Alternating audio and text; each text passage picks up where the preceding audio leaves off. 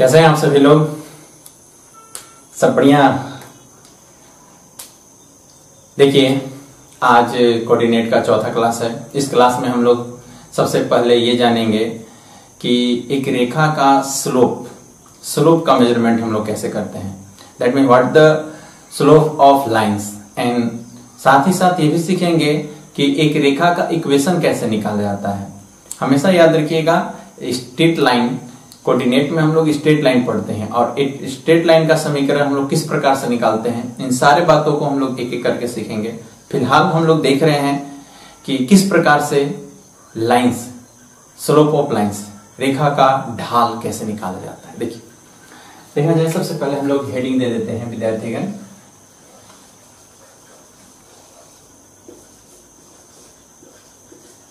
Slope of line, रेखा की ढाल। Slope of lines, रेखा की ढाल। देखिए, एक बात गौर कीजिएगा, जैसे कि आप ये चीज देख रहे हैं कि जैसे कि स्लोप का मेजरमेंट क्या होता है, हो रहा है क्या कि जैसे कि इस पेन को हम लोग लिए, ये एक सरल रेखा है, एक समतल तल है, एक समतल तल पर इस पेन को हम लोग इस तरह से रखते हैं, ठीक ना। तो ये विद्यार्थीगण अभी समतल है, यानी कोई भी चीज यहाँ पर हम कह सकते हैं कि कोण जो है अभी 0 डिग्री का है।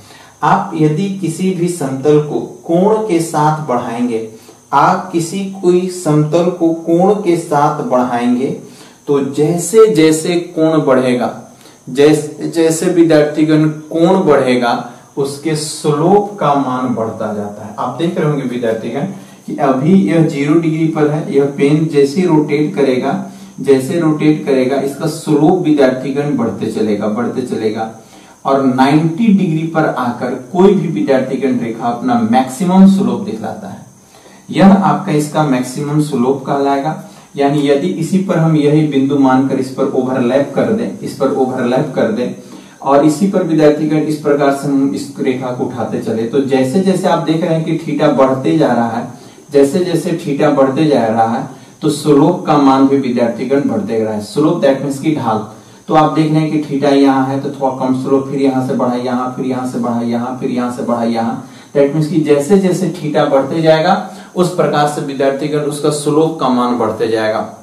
अर्थात हम कह सकते हैं कि यदि किसी चीज का हाइट बढ़ता है तो उसका स्लोप मान बढ़ता है। जैसे कि हम यह कह सकते हैं विद्यार्थीगण, जैसे ये चीज हम कह सकते हैं कि जैसे एक त्रिभुज लिए हम मान लेते हैं ऐसे, यह विद्यार्थीगण ऐसे और ये आपका ये ऐसे, यहाँ से विद्यार्थीगण इसमें हम डायगोनल दिए। ये सीढ़ी हो सकता है, कोई डंडा हो सकता है, कोई भी चीज। वे स्कूल में आप देखे होंगे ये चीज लगा रहता है जिसमें यहाँ बैठा जाता है और बच्चे लोग यहाँ से फिसल कर यहाँ पर आ जाते हैं। ऐसा लिए यहाँ पर ध्यान दीजिएगा, ये ऐसा। तो एक बात बताइए विद्यार्थीगण, दो हम स्लोप दिखला रहे हैं, एक इसका स्लोप का वैल्यू और एक इसका स्लोप का वैल्यू। आप ये जाहिर सी बात है, आप देख के बता सकते हैं कि सर इसका स्लोप ज्यादा होगा। क्यों? क्योंकि ये विद्यार्थीगण ये हाइट इसका हाइट जो है इसके अपेक्षा ज्यादा है। तो हम ऐसे भी कह सकते हैं कि जब भी हाइट बढ़ता है तो स्लोप का मान भी बढ़ जाता है। अर्थात विद्यार्थीगण कभी भी हम लोग इस तरह से हम लोग देखते हैं। सबसे पहला बात कि विद्यार्थीगण यदि आप पहला इसका स्लोप का, कि जिस प्रकार से 2-3 प्रकार से हम इसका स्लोप निकालना सीखेंगे। जैसे कि इस तरह से पहला बात कि जिस प्रकार से विद्यार्थीगण थीटा बढ़ेगा, थीटा के बढ़ने से थीटा यदि बढ़ता है तो स्लोप का मान बढ़ता है। तो याद रखिएगा, यह थीटा यदि दिया होगा तो यहाँ पर स्लोप को हम लोग m से रिप्रेजेंट करते हैं। तो यहाँ पर याद रखिएगा m बराबर हो जाएगा ये आपका tan थीटा। tan थीटा ही क्यों ले रहे हैं? तो हम बताए हैं कि slope dependent on base and height. Slope dependent होता है बेस एंड हाइट पर। यदि बेस बड़ा है हाइट बड़ा है, बेस छोटा, तो स्लोप ज्यादा होगा। लेकिन यदि विद्यार्थीगण हाइट कम और बेस ज्यादा तो स्लोप कम होगा। ये चीज ध्यान दीजिएगा। तो बेस और हाइट को रिप्रेजेंट करने के लिए हम लोग tan थीटा का प्रयोग करते हैं।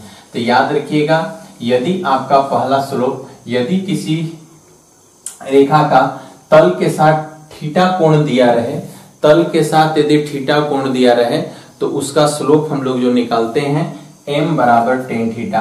m को ही कहते हैं स्लोप, m को ही कहते हैं ढाल। तो तो ये पहला बात। दूसरा बात ध्यान दीजिएगा विद्यार्थीगण इसी में कि जब मान लेते हैं कि यह ना दे, दैट मीन्स कि कोण ना दे, तो जब कोण ना दे और यह सिर्फ बोल दे कि कोई रेखा यह मूल बिंदु से होते हुए XY बिंदु से गुजरती है, ध्यान दीजिएगा X एंड Y बिंदु से गुजरती है। कोई रेखा विद्यार्थीगण मूल बिंदु से होते हुए XY बिंदु से गुजरती है, तो इस रेखा का यहाँ पर कोण नहीं दिया, कोण दे तो m बराबर tan थीटा, और यदि कोण ना दे तो हम ऐसा करेंगे। तब देखिए विद्यार्थीगण पिछले क्लास में बताए थे किसी बिंदु से x अक्ष पर डाली गई लंबवत दूरी y का मान हो जाएगा और यह x का मान हो जाएगा।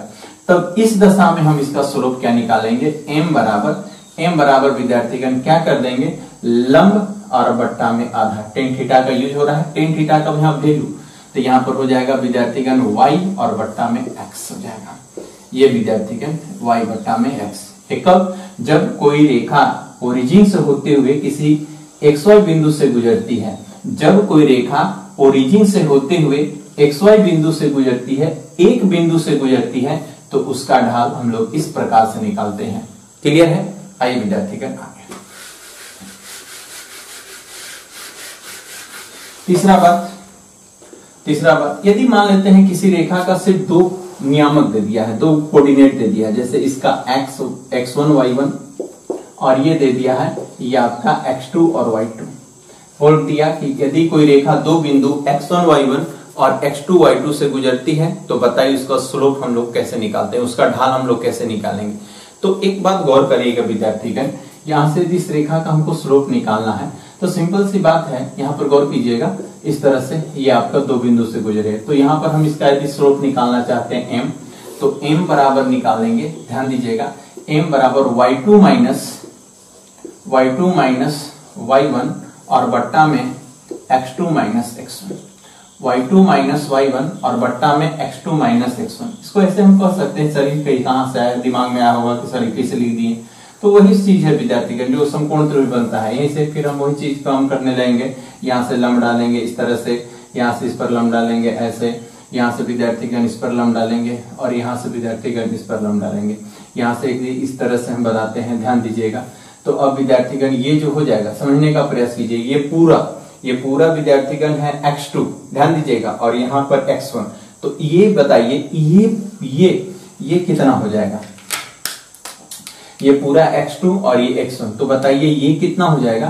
तो आप बोलिएगा कि सर ये तो हो जाएगा x2 माइनस x1 हो जाएगा, वेरी गुड। यही प्रकार से विद्यार्थीगण ये पूरा है y2 और ये y1, तो यहाँ से पैरेलल जब जाएगा तो ये विद्यार्थीगण कितना हो जाएगा, तो ये हो जाएगा आपका क्या हो जाएगा, y2 माइनस y1 हो जाएगा।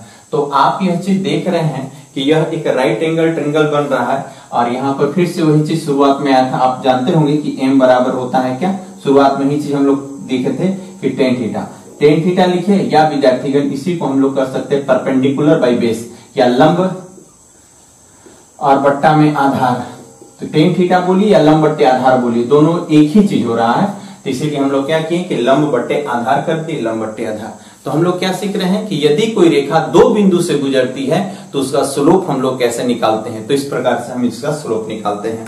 tan थीटा का यहाँ पर हम लोग क्या करते हैं, प्रयोग करते हैं। क्लियर है? आइए आगे बात करते हैं।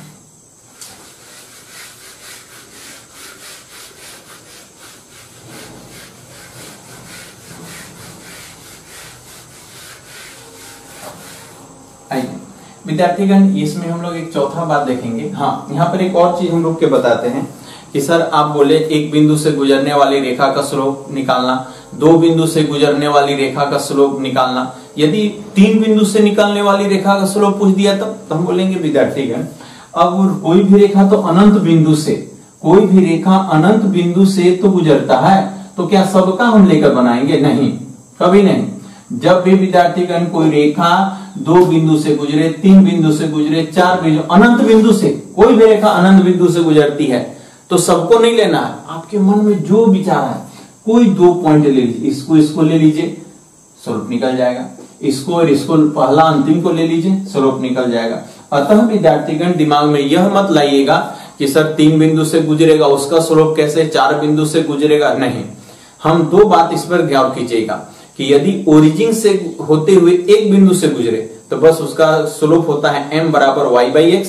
लेकिन कहीं पर कोई रेखा दे दे जो मिनिमम 2 बिंदु से विद्यार्थीगण गुजरता है और मैक्सिमम तो अनंत बिंदु से गुजरेगा, तो उससे नहीं लेना है, बस 2 बिंदु पर ही काउंटिंग करना है। वो 2 बिंदु कुछ भी हो सकता है सर, इन दोनों से भी, हाँ बिल्कुल निकल जाएगा, इनका भी किसी से निकल जाएगा। हाँ, एक बात और आप ध्यान दीजिएगा कि यदि आपको किसी लाइंस का विद्यार्थीगण, यह आपका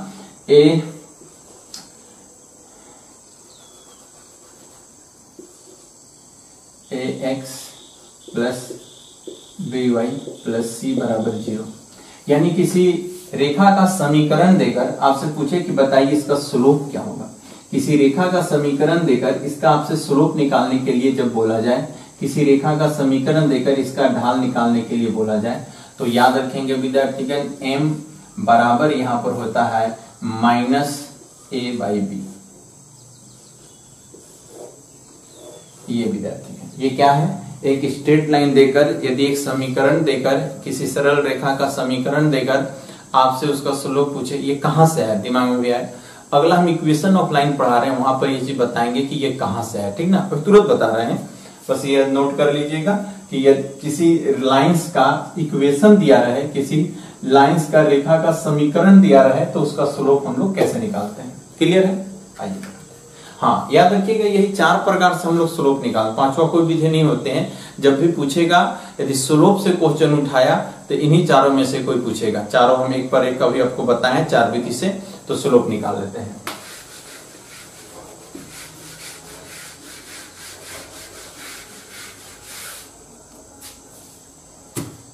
आइए यहीं से पढ़ते हैं विद्यार्थीगण, यहीं एक और टॉपिक, इक्वेशन ऑफ लाइन, रेखा का समीकरण। देखा, इक्वेशन ऑफ लाइन, रेखा का समीकरण, ये क्या है और इसे हम लोग कैसे करेंगे। तो याद रखेंगे विद्यार्थीगण, किसी भी रेखा का समीकरण निकालने के लिए सबसे पहले उसका स्लोप का जरूरत पड़ता है। बिना स्लोप निकाले हुए उस रेखा का आप समीकरण नहीं निकाल सकते। यही कारण है कि हम इससे पहले आपको जो पढ़ाएं वो विद्यार्थीगण स्लोप के बारे में पढ़ाएं। अब आइए विद्यार्थीगण की किसी भी रेखा का समीकरण हम लोग किस प्रकार से प्राप्त करते हैं। जैसे ध्यान दीजिएगा यहाँ पर, जैसे कि मान लेते हैं पहला इसमें उस रेखा का समीकरण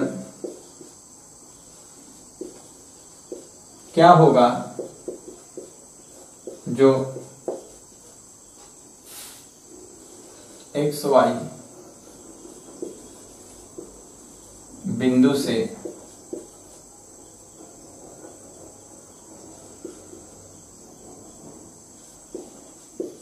गुजरती है। देखिए विद्यार्थीगण, उस रेखा सिर्फ एक्स वाई दिया है, तो इसका अर्थ है कि कोई भी रेखा यदि एक बिंदु से गुजरती है तो उसका स्टार्टिंग हमेशा ओरिजिन हुआ होगा। कोई भी विद्यार्थीगण रेखा यदि एक बिंदु पर सिर्फ डिपेंडेंट है तो इसका स्टार्टिंग ओरिजिन हुआ होगा, नहीं तो आप बोलिए सर ये कैसे जान गए। तो देखिए विद्यार्थीगण, किसी भी रेखा को रिप्रेजेंट करने के लिए कम से कम 2 बिंदु की आवश्यकता होती है। निश्चित लाइन को, किसी निश्चित लाइन को रिप्रेजेंट करने के लिए मिनिमम 2 बिंदु की आवश्यकता होती है। यदि 2 बिंदु दे दे तो ठीक, और यदि विद्यार्थीगण 2 बिंदु ना दे तब क्या करेंगे, तो हम मान लेंगे कि अगला जो बिंदु होगा वो ओरिजिन होगा, अर्थात ये ओरिजिन से गुजरा होगा। तो ऐसे हम लोग लिख सकते हैं, यानी इस तरह से हम लोग ये ऐसे करके, यानी हम कह सकते हैं कि एक रेखा है सर, जो बिंदु जो है गुजरा है कहां से, एक्स और वाई से। इसका इक्वेशन बताइए कि कैसे निकालेंगे। तो देखिए विद्यार्थीगण, इसका इक्वेशन ऑफ लाइन जो होगा, इक्वेशन जो होगा ध्यान दीजिएगा, सबसे पहले हम लोग लिखेंगे इसमें से ये आपका इक्वेशन होता है, अल्फा बीटा कर दी इसको, अल्फा बीटा, ठीक ना। तो ये अल्फा बीटा होता है, अल्फा बीटा, तो इक्वेशन लिख रहे हैं, ठीक ना। तो इक्वेशन हो जाएगा विद्यार्थीगण y माइनस बीटा बराबर में m x माइनस अल्फा, ये आपका कहलाएगा इक्वेशन ऑफ। जैसे कि कह देगा कि ये कोई रेखा जो है ना, ऐसे कह देगा बिंदु से, आपका बिंदु इस तरह से कह देगा कि एक रेखा जो है बिंदु इससे गुजर रही है, कह देगा कि 3, 4 से गुजर रही है। तो 3 4 से गुजर रही है, तो सबसे पहले आपको स्लोप निकालना पड़ेगा। तो स्लोप क्या हो जाएगा विद्यार्थीगण, अभी तुरंत पढ़े कि एक बिंदु से गुजरने वाली रेखा का स्लोप, तो इसका हो जाएगा 4/3, ये स्लोप हो गया। अब इक्वेशन कैसे निकलेगा, तो ध्यान दीजिएगा, इक्वेशन हो जाएगा विद्यार्थीगण y, ये y x और y समीकरण में हमेशा रहेगा, क्योंकि ये समीकरण के कोफिशिएंट होता है, समीकरण का चर होता है। तो यहाँ पर हम लोग लिख सकते हैं, यहाँ से लेते हैं 4, समझिएगा, यहाँ पर सॉरी ये आपका y और माइनस ये 4 बराबर m विद्यार्थीगण अभी निकाले हैं 4/3 और x, तो x आपका कितना है, तो चर है, और माइनस अल्फा 3, यही विद्यार्थीगण 3 इधर आएगा, तो ये आपका हो जाएगा 3y और माइनस ये हो जाएगा 12 और बराबर ये हो जाएगा 4x और ये हो जाएगा -12, 12 कट जाएगा, उधर जाएगा, तो ये हो जाएगा 4x और -3y बराबर 0। 4x - 3y बराबर क्या हो जाएगा, 0, ये कट जाएगा ऊपर में, ठीक ना। इस तरह से हम लिख सकते हैं, ये आपका इक्वेशन ऑफलाइन हो जाएगा 4x - 3y बराबर 0, ये हो जाएगा आपका इक्वेशन ऑफलाइन, ये कहलाएगा आपका इक्वेशन ऑफलाइन।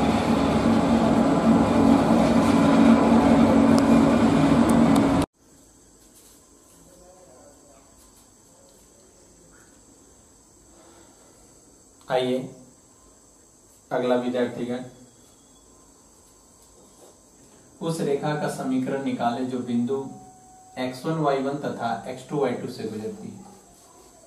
दैट मीन्स कि विद्यार्थीगण दो बिंदु से गुजरने वाली रेखा का समीकरण आपको निकालने के लिए बोल रहा है। तो देखिए विद्यार्थीगण, यदि मान लेते हैं कोई इस तरह से, ये ऐसे, ये आपका और ये आपका दो बिंदु से गुजर रहा है, यह x1 है y1 है और ये विद्यार्थीगण क्या है, x2 है y2 है, क्लियर है।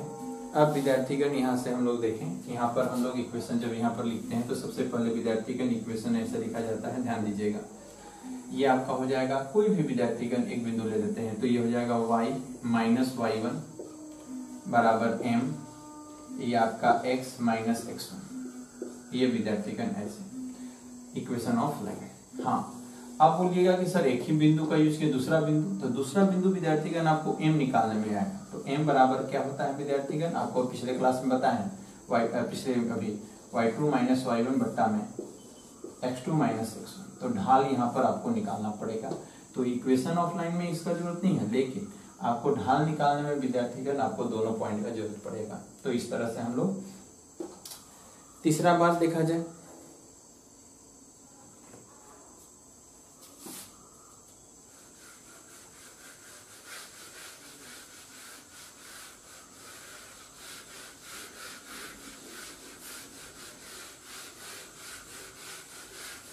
ध्यान दीजिएगा, बड़ा इंपॉर्टेंट ये है, आगे तीसरा, उस रेखा का समीकरण निकालें जो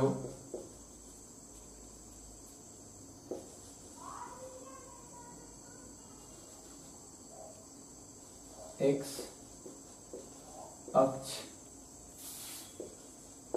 के साथ थीटा कोण बनाती है और y अक्ष को c एकक, यूनिट है कोऑर्डिनेट का एकक पर काटती है।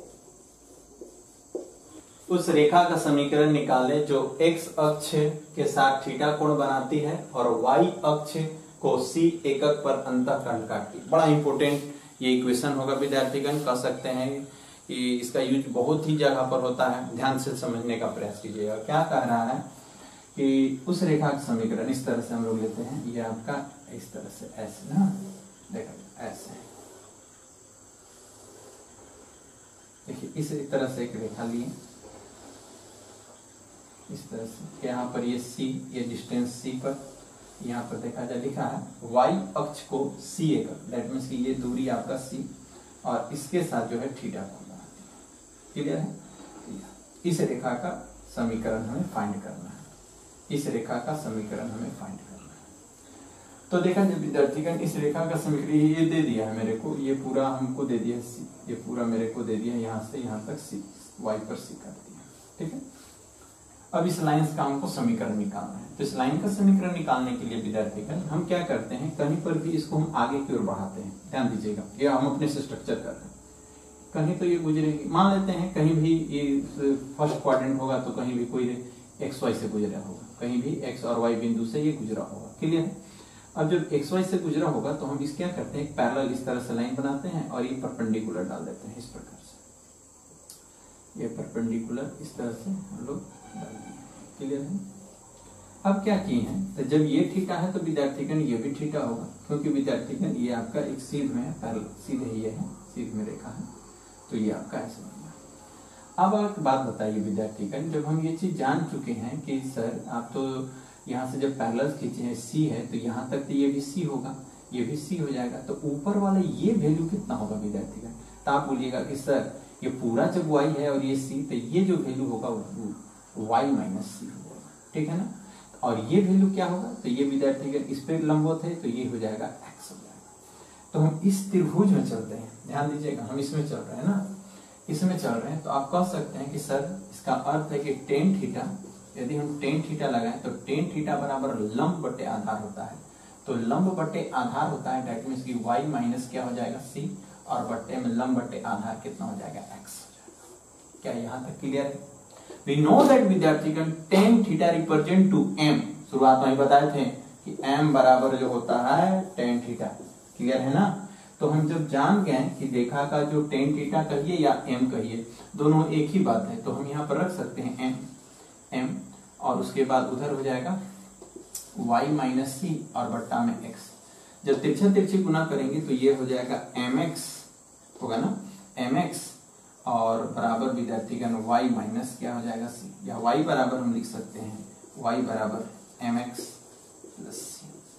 ये विद्यार्थीगण बहुत ही इंपॉर्टेंट इक्वेशन है, y बराबर mx प्लस c, जहां पर m विद्यार्थीगण स्लोप को रिप्रेजेंट करता है, यह ढाल को रिप्रेजेंट करता है, यह स्लोप रिप्रेजेंटेशन करता है, y बराबर mx प्लस सी। अब देखिए इसको उतार लेंगे,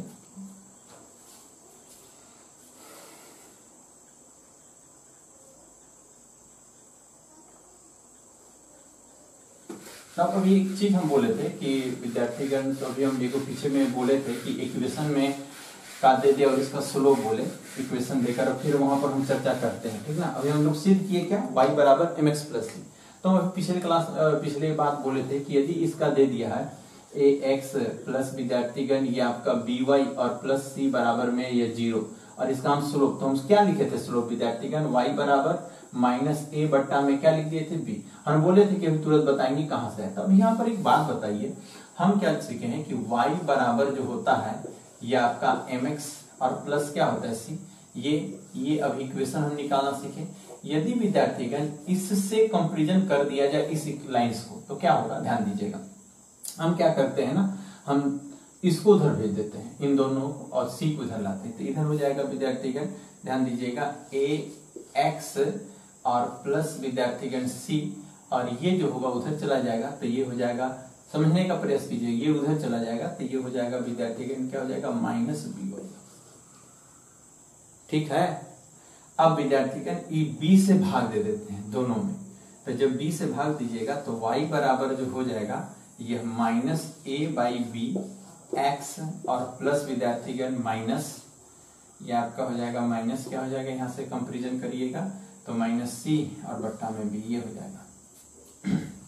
अब विद्यार्थीगण इससे जब हम कंपैरिजन करते हैं तो ऐसे लिख सकते हैं इसको, y बराबर माइनस a बट्टे बी एक्स, और ये विद्यार्थीगण हो जाएगा आपका प्लस c बाई बी।